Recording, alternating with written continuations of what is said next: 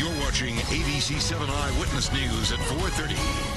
We're outraged and we are not taking this laying down, period. A demand for justice from the father of a college student killed during her winter break here in Chicago. The young woman's boyfriend now charged with shooting her to death. That suspect turned himself in and says the shooting was an accident. And Lanaya Bell was killed Friday night near 81st in Maryland in Chicago's Chatham neighborhood. ABC 7's Alexis McAdams talked to Bell's family, who says the charges do not fit the crime. Alexis. Lanaya's boyfriend did tell investigators that he pointed a gun at Lanaya's head that night inside of that apartment and pulled the trigger, but says he didn't know the gun was loaded. Tonight, Lanaya's family livid that this teen was not charged with murder. 18-year-old Lafayette Hodges charged with involuntary manslaughter after police say he shot and killed his 19-year-old girlfriend, Lanaya Bell. Hodges says the shooting was accidental. My baby is gone.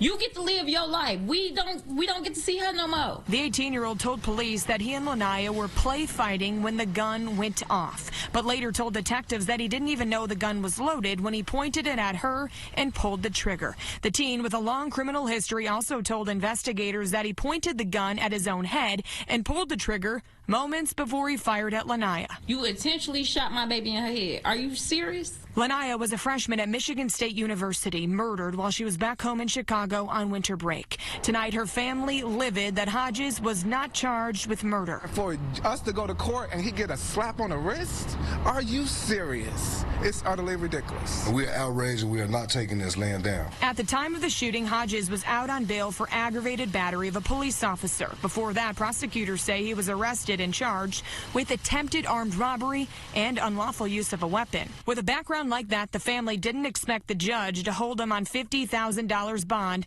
with electronic ankle monitoring. So there's a lot of unanswered questions. This guy had time to go and make up all these things, and for the court to sit back and do a $5,000 bond, it is disgraceful.